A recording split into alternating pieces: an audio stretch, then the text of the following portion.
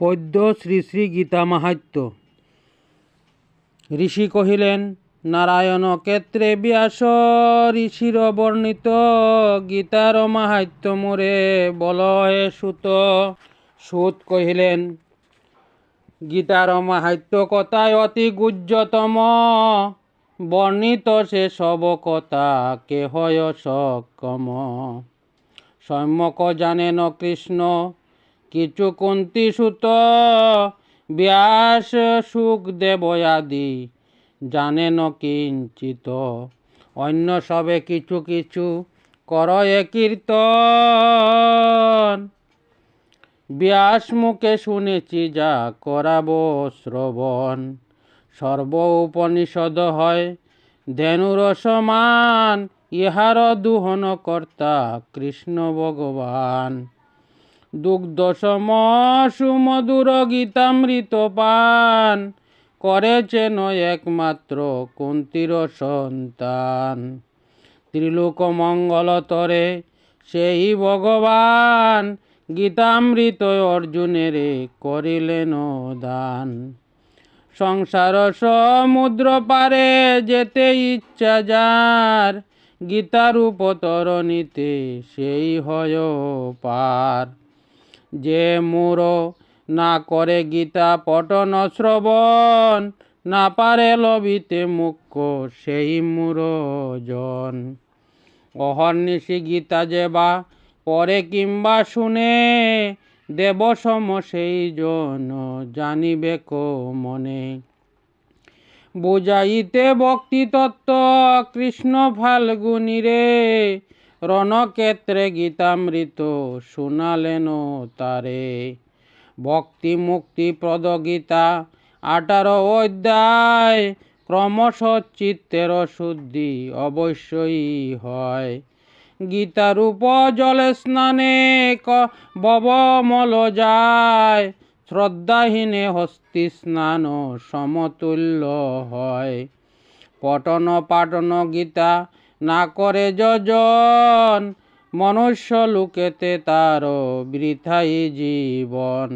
যে জন গীতার তত্ত্ব কিছু নাহি জানে, ধিক ধিক তার কুল শিলমান ধনে।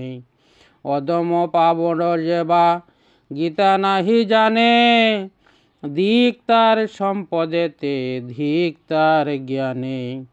গীতা শাস্ত্রে যার নাহি কোনো জ্ঞান, ধিক তার অদৃষ্ট ও পূজা যশমান। গীতা শাস্ত্রে আসক্তি না আচয়ে যাহার, ব্রত তপ যশে ধিক ধিক জ্ঞানে তার।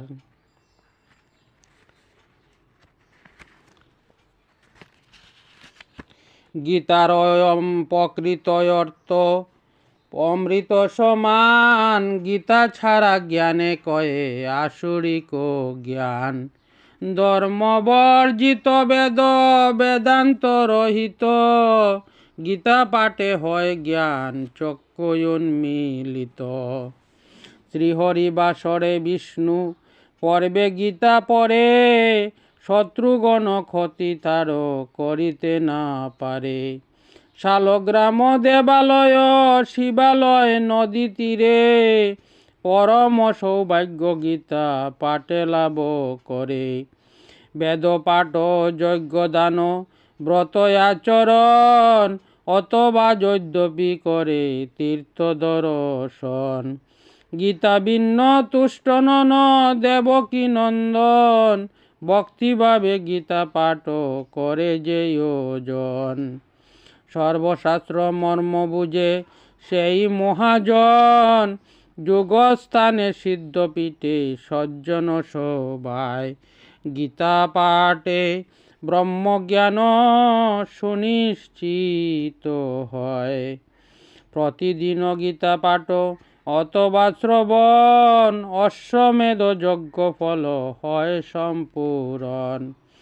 গীতার্থ শ্রবণ কিংবা যে করে কীর্তন, অচিরে পরম পদ পায় সেই জন।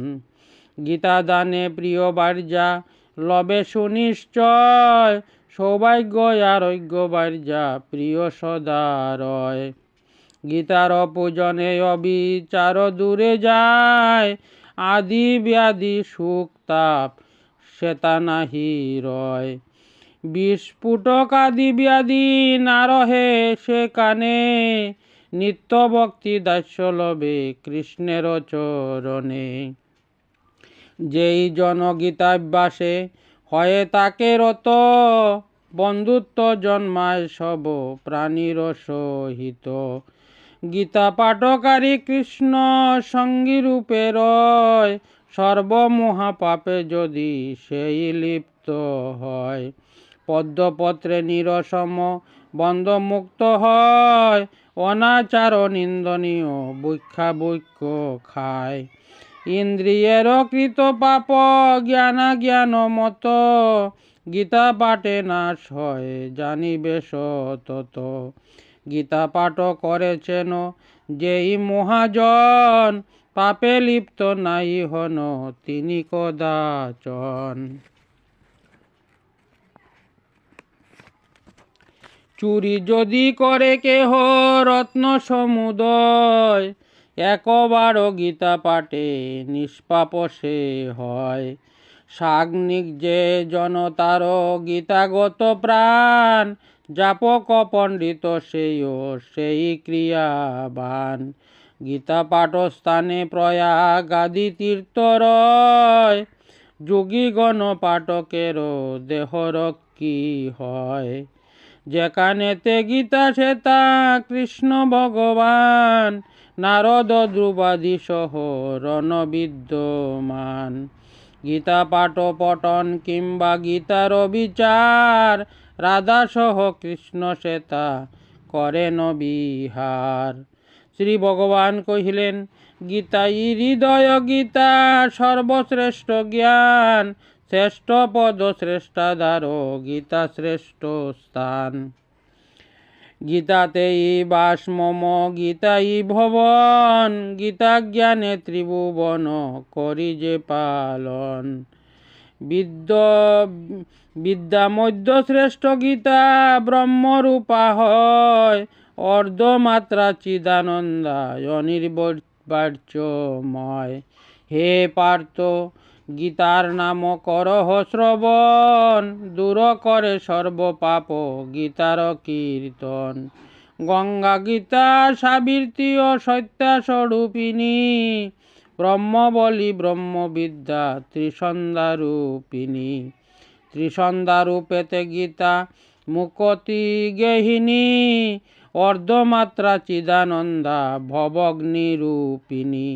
বেদত্রয়ী পরানন্দা ভ্রান্তি বিনাশিনী, গীতাই জানিবে সর্ব দুঃখ বিনাশিনী।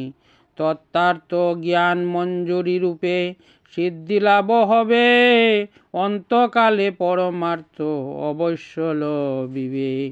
অর্ধপাঠে গোদান 3 ভাগে সমফল, 6 অংশ পাঠে গঙ্গা স্নানে সমফল। ইন্দ্রলোক প্রাপ্ত হয় 2টি অধ্যায়ে, অকল্পকাল বাস করে আনন্দিত হয়ে। 1 অধ্যায়ে রুদ্রলোকে সেই বাস করে, এই রূপে গীতা যেবা পরে ভক্তি ভরে। অর্ধ 1/4 পাঠ করে যেই, শত মন্বন্তর সূর্য লোক লবে সেই।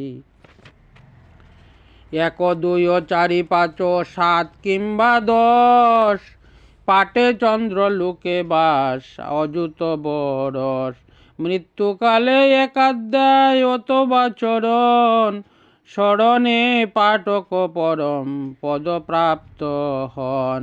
মৃত্যুকালে মহাপাপী অধম যে জন, মুক্তি লবে গীতায় অর্থ করিলে শ্রবণ। গীতার সহিত যেই প্রাণ ত্যাগ করে, বিষ্ণু সহ করে বাস বৈকুণ্ঠ মাজারে। 1 অধ্যায় গীতা পাঠে যার প্রাণ যায়, পুনর্জন্ম লবি সেই মুক্তিপদ পায়। মৃত্যুকালে গীতা যেই করে উচ্চারণ, পূর্বকৃত পাপ তার নিশ্চয় খণ্ডন। গীতা পাঠে কর্মে কোনো দোষ নাহি রয়, শ্রাদ্ধকালে পিতৃ আত্মা স্বর্গপুরে যায়। গীতা পাঠ সহস্রাব্দে তুষ্ট পিতৃগণ, পিতৃলোকে মহানন্দে করেন গমন। দেনুপুচ্ছ সহ গীতা দানে যেই অজন, কৃতার্থ নিশ্চিত তিনি হন সেই অক্ষণ। শত গীতা দানে নাই আসে দরায়, শত গীতা দানে জন্ম মৃত্যু পার হয়। গীতা দান ফলে দাতা বিষ্ণু লোকে যায়, মহানন্দে বিষ্ণু সহ নিবাস করয়। অর্থ শুনি গীতা দানে বাসনা পুরয়, শ্রবণে না পাঠে তারা গরল বৈকয়। এ সংসারে দুঃখ বুঞ্জি লবি গীতা জ্ঞান, অবহেলে ভক্তি মুক্তি সুখ সেও পান। সনকাদি রাজগণ গীতাশ্রয় করি, অনাহাসে পারে গেছে গেয়ে পেয়ে গীতা তরি। গীতা পাঠে উচ্চ নিচ বেদ নাহি হয়, মহাজ্ঞান হয় গীতা পাঠে সুনিশ্চয়।